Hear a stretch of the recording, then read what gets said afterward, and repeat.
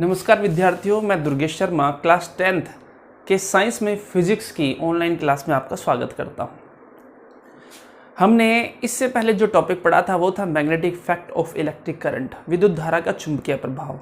हमने ऑरस्टेड के प्रयोग को देखा, हमने ऑरस्टेड के निष्कर्षों को देखा कि on the basis of the experiment what is the result of that experiment, कि हमने जो प्रयोगों को किया था, जो ऑरस्टेड ने प्रयोग किए थे, एक में विद्युत धारा नहीं बहती, एक में विद्युत धारा जब बहती है और एक में जब विद्युत धारा की दिशा बदल दी जाती है तो एक में चुंबकीय क्षेत्र पैदा नहीं होता, दूसरे में चुंबकीय क्षेत्र पैदा होता है और तीसरे में चुंबकीय क्षेत्र की दिशा भी बदलती है। ऐसा हमने ऑरस्टेड के एक्सपेरिमेंट में देखा था।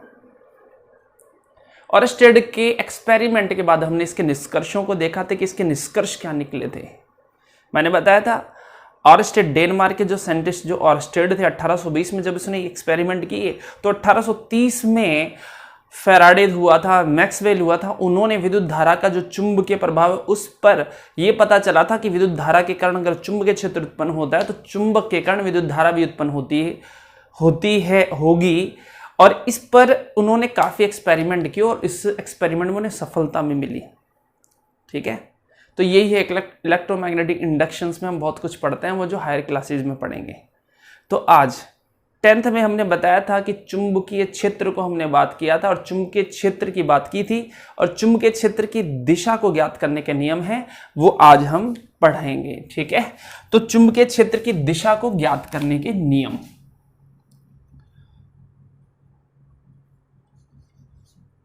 चुंबकीय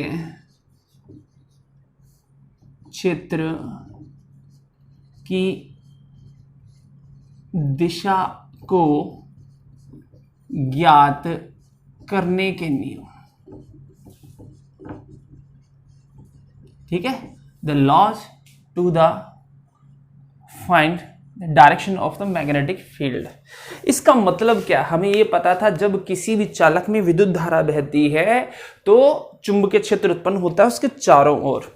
लेकिन विद्युत धारा किस डायरेक्शन में बहती है कि उसके अकॉर्डिंग जो चुंबकीय क्षेत्र उत्पन्न होता है उसकी डायरेक्शन क्या होती है। क्योंकि हमने देखा था जब S से N चालक में S से N की ओर जब धारा प्रवाहित हो रही थी, जैसे मैंने डायग्राम में अकॉर्डिंग टू फिगर बताया था, जब धारा S से N की ओर प्रवाहित होती है तो पश्चिम की ओर चुंबकीय सुई विक्षेपित हो जाती थी चुंबकीय क्षेत्र के कारण, और जब N से S की ओर विद्युत धारा प्रवाहित होती थी तो दक्षिण की ओर क्या हो जाती थी, विक्षेपित हो जाती थी चुंबकीय सुई। तो कहीं ना कहीं चुंबकीय क्षेत्र की दिशा और विद्युत धारा की दिशा जो है कहीं ना कहीं डायरेक्शन रखती हैं, क्योंकि चुंबकीय जो क्षेत्र है वो परिमाण भी रखता है और दिशा भी रखता है। तो इसको देखते हैं। तो चुंबकीय क्षेत्र की दिशा को ज्ञात करने के नियम बहुत हैं, लेकिन according to RBC 10th class 2 ही नियम हमें दे रखे हैं। तो पहला जो नियम है वो नियम है दक्षिण हस्त नियम। दक्षिण हस्त नियम, ठीक है, इसे कहते हैं right hand rule. Right hands rule कहते हैं। फ्लेमिंग ने दिया था ये नियम, जो था ये फ्लेमिंग ने दिया था। ठीक है, तो दक्षिण हस्त नियम, राइट हैंड रूल, ये रूल है क्या, इसको मुझे देखकर अच्छे तरीके से सीखना। इस नियम के अनुसार क्या है, अगर मैं ये मान के चलूं ये मार्कर नहीं है, ये कलर नहीं है, ये कंडक्टर है, एक चालक है, तार है, वो मैं अपने इस हाथ से पकड़ रहा हूं, ध्यान देना। तो मैंने किसी भी चालक तार को इस हाथ से इस तरीके से पकड़ा, ठीक है ना, इस तरीके से पकड़ा है। तो देखना ये नियम क्या है। यदि किसी धारावाही चालक को मैं दाएं हाथ से, ध्यान रखना ये मेरा दायां हाथ है, ये मेरा बायां हाथ है, ये मेरा राइट हैंड है, ये मेरा लेफ्ट हैंड है। तो ध्यान देना, यदि किसी भी चालक तार को, ये चालक तार है, यदि किसी भी चालक तार को मैं अपने दाएं हाथ से कुछ इस प्रकार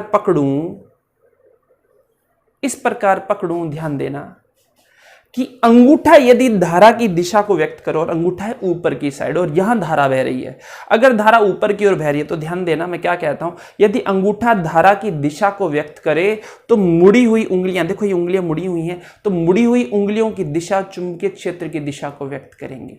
ठीक है, तो अगर धारा ऊपर की ओर है, अगर धारा ऊपर की ओर है तो चुंबकीय क्षेत्र इस दिशा में होगी।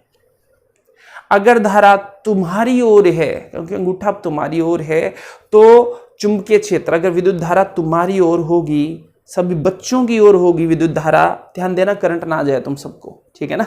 तो धारा अगर तुम्हारी ओर होगी तो चुंबकीय क्षेत्र इस दिशा में होगी, क्योंकि मुड़ी हुई उंगलियां इस डायरेक्शन में, ध्यान देना इस डायरेक्शन में।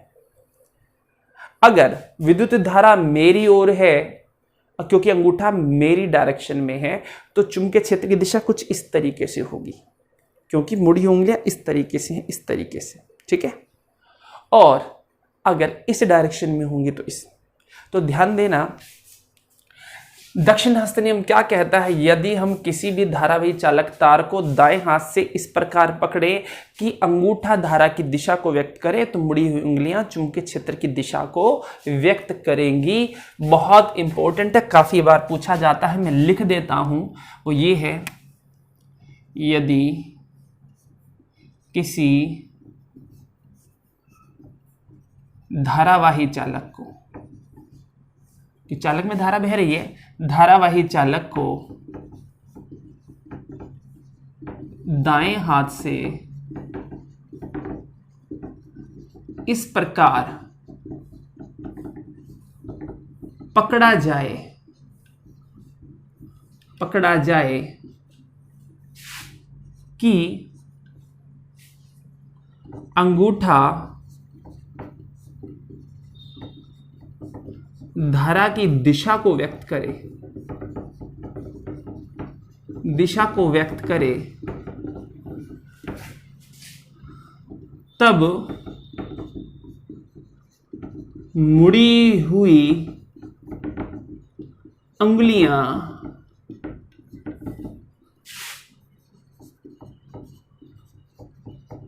चुंबकीय क्षेत्र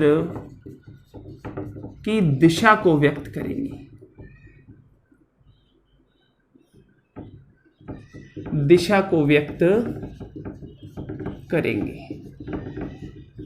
ठीक है। डायग्राम है वो साथ में अटैच कर रहा हूं मैं, इसके इसी डेफिनेशन के जो डायग्राम है जो तुम्हें दिख रहा है वो अटैच कर रहा हूं। ऐसा डायग्राम तुम इसके नीचे बना सकते हो, अगर ऐसा नहीं, क्योंकि इसमें उंगलियां बनानी है जैसा कि तुम्हें दिख रहा है। बाकी अगर धारा इस दिशा में व्यक्त, ठीक है ना, क्योंकि देखो इसके अकॉर्डिंग बना सकते हो, ये है, अगर धारा ऊपर की ओर है तो मुड़ी हुई उंगलियां किस डायरेक्शन में है, इस डायरेक्शन में है।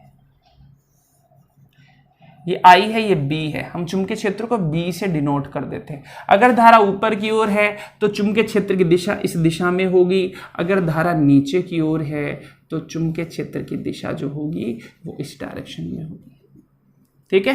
ये भी डायग्राम बना सकते हो और वो भी डायग्राम बना सकते हो, ठीक है।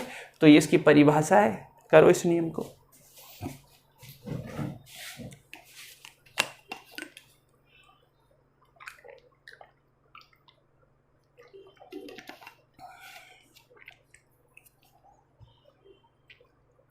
ठीक है, कर लिया होगा, पॉज करके लिख लेना इसे, बहुत इंपॉर्टेंट है, ध्यान देना है, ठीक है। इसके बाद जो दूसरा नियम आता है वो नियम आता है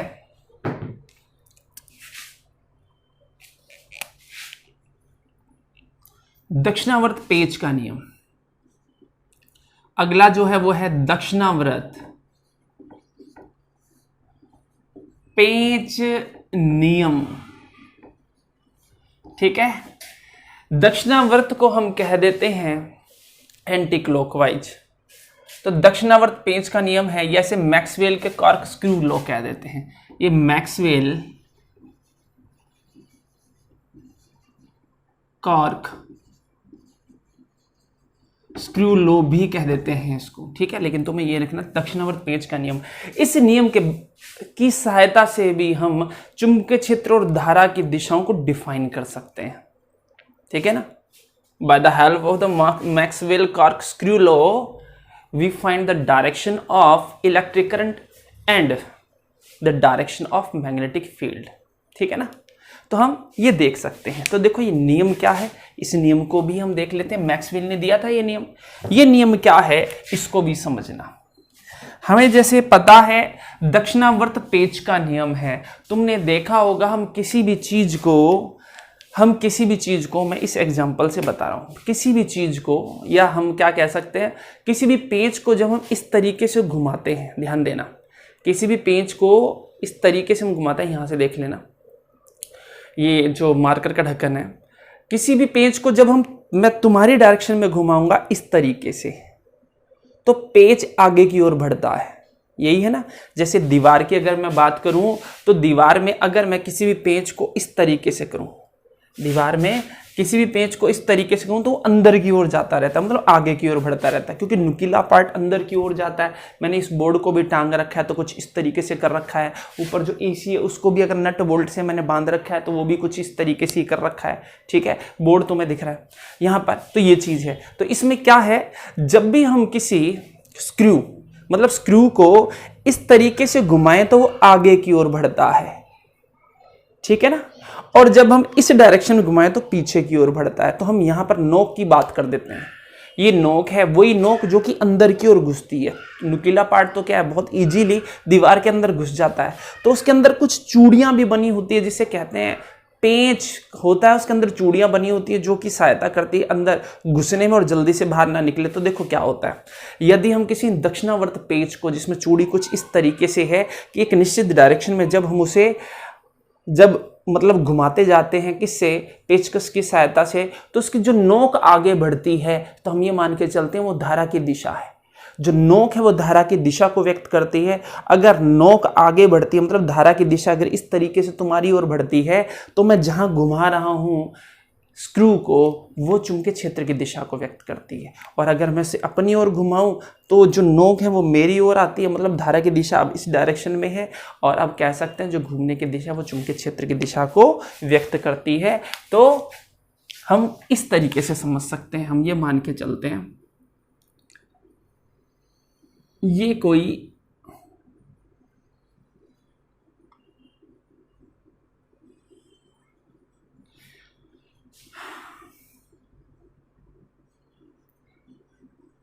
स्क्रू है,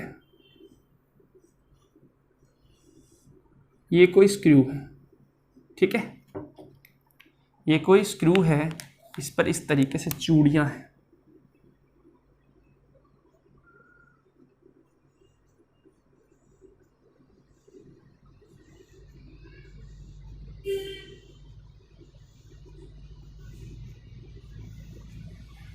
इस तरीके से चूड़ियां हैं इसमें, ठीक है ना।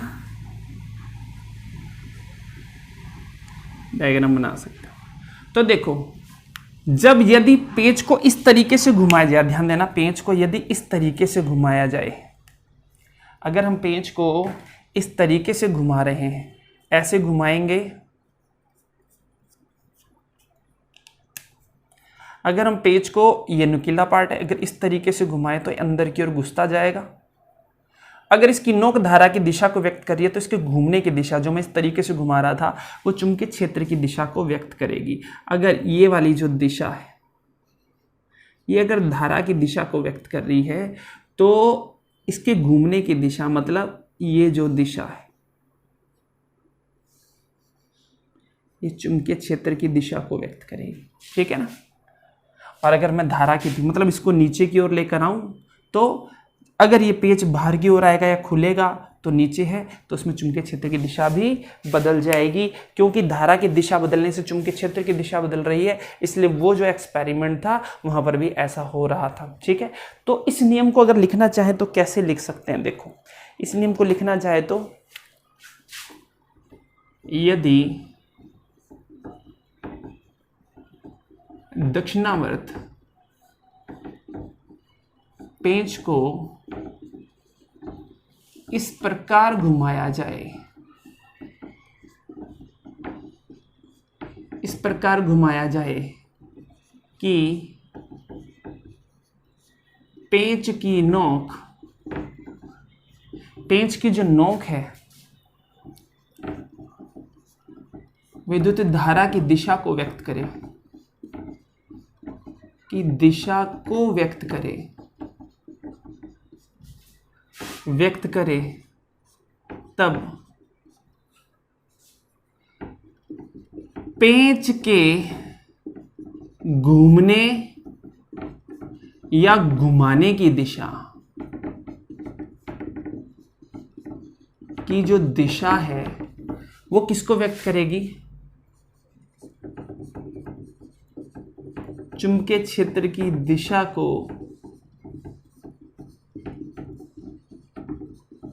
व्यक्त करेगी।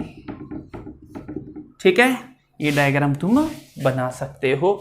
तो ये है इसका दूसरा नियम। ये दो नियम है, इन दोनों नियमों में से कोई नियम पूछा जाता है कि हम अगर विद्युत धारा के कारण चुंबकीय क्षेत्र उत्पन्न होता है जिससे the magnetic effect of electricity कहते हैं, तो विद्युत धारा किस डायरेक्शन में बहे कि चुंबकीय क्षेत्र की दिशा क्या हो। ठीक है ना, या चुंबकीय क्षेत्र की दिशा जहां होगी तो विद्युत धारा की दिशा कहां होगी। तो ये दो नियम है, ये इस तरीके को दिखाते हैं। इसके अलावा बहुत है, स्नो का नियम है, एम्पियर का नियम है, और भी तैरने का नियम है, बहुत से नियम है, लेकिन हमारे सिलेबस में अभी 10th सिलेबस के अकॉर्डिंग केवल 2 हैं, तो इसको हम बात करेंगे। तो इसको देखो एक बार।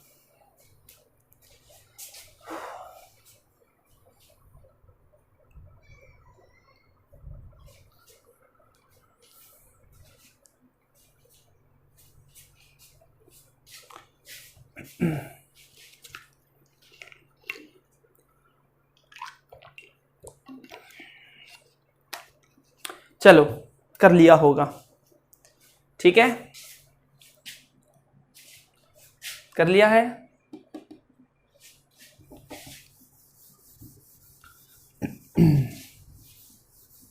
अब बात करते हैं चुंबकीय क्षेत्र होता क्या है। What is the definition of the magnetic field. चुंबकीय क्षेत्र के बारे में बात बताएं। तो चुंबकीय क्षेत्र क्या है? चुंबकीय क्षेत्र की परिभाषा भी पूछ ली जाती है।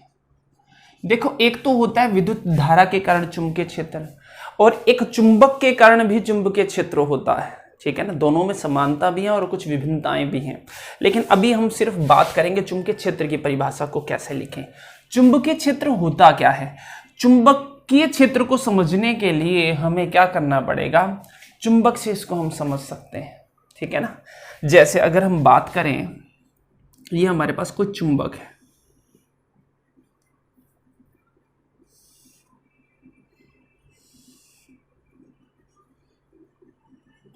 ये चुंबक है, इसे हम छड़ चुंबक कहते हैं।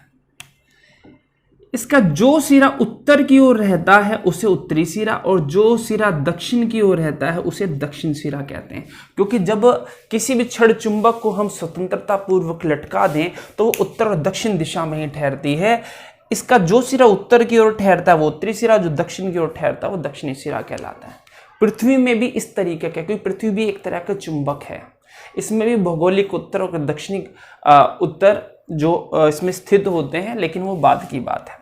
अभी फिलहाल हम छड़ चुंबक की बात करते हैं। ये कोई छड़ चुंबक है, इसको जब स्वतंत्रता पूर्वक लटका दें तो इस तरीके से धीरे धीरे ठहर जाता है। इसका जो सिरा उत्तर की ओर ठहरता है उसे एन उत्तरी ध्रुव कहते हैं, जो सिरा दक्षिण की ओर ठहरता है उसे दक्षिण ध्रुव कहते हैं। ठीक है, उसे दक्षिणी ध्रुव कहते हैं।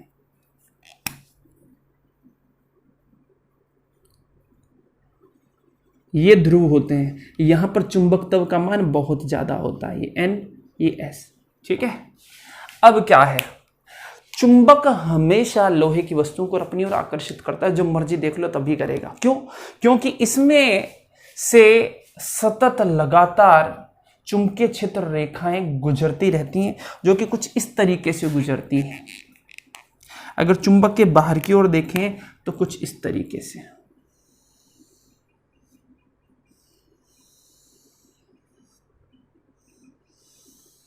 जो चुंबक के बाहर उत्तरी ध्रुव से दक्षिणी ध्रुव की ओर होती हैं। कभी ये चुंबकीय क्षेत्र रेखाएं एक दूसरे को नहीं काटती हैं, एक दूसरे को नहीं काटती हैं, ध्यान देना, काट नहीं रही हैं, ये अलग अलग ही हैं। ठीक है,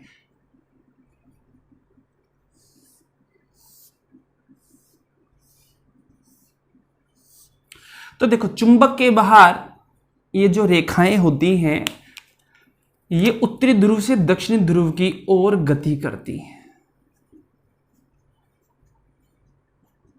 और चुंबक के अंदर ये दक्षिण ध्रुव से उत्तरी ध्रुव की ओर गति करती हैं। ठीक है, ध्यान देना इस चीज को। तो ये सिस्टम है। तो इस तरीके से ये चुंबकीय क्षेत्र रेखाओं का जो समूह है यही हमारे पास चुंबकीय क्षेत्र कहलाता है। तो हम देखो इसकी बहुत सी परिभाषाएं, 8 से 10 परिभाषाएं हो सकती हैं। जो मुझे अच्छी लगती हैं वो मैं करवा रहा हूँ, बाकी किताबों में अलग अलग लिखी होती है। वो है किसी छड़ चुंबक के चारों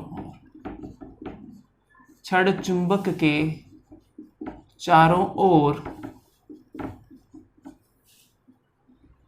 चुंबकीय क्षेत्र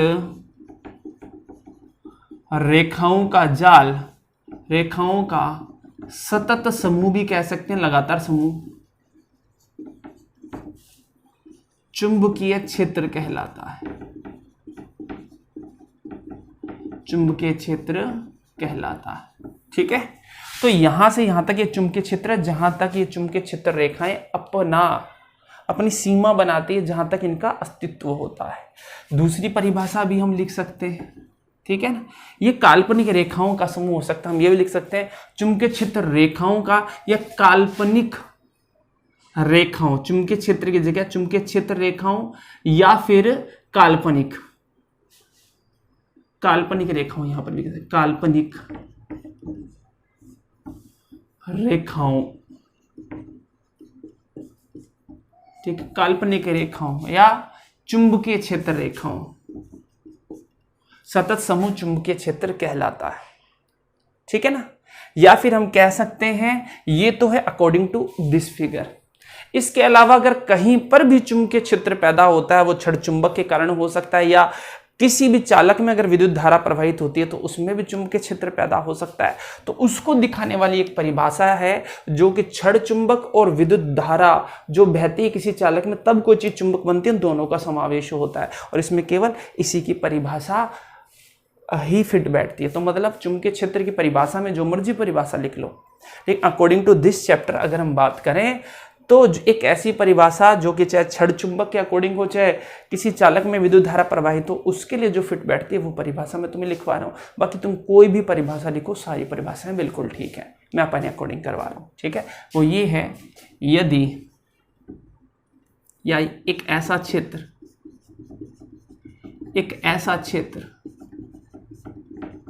जिसमें, या फिर एक ऐसा क्षेत्र, या चलो इसको भी चुंबक, किसी चुंबक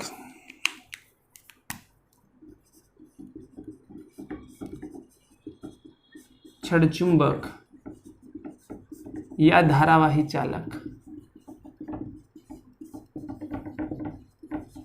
के चारों ओर का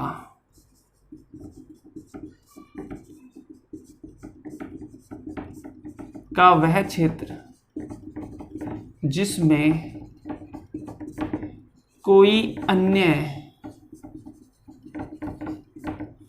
चुंबक छड़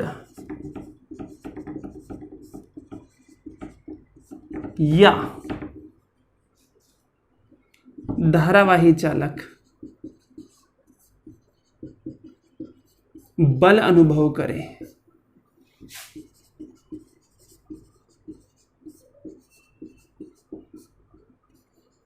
चुंबकीय क्षेत्र कहलाता है।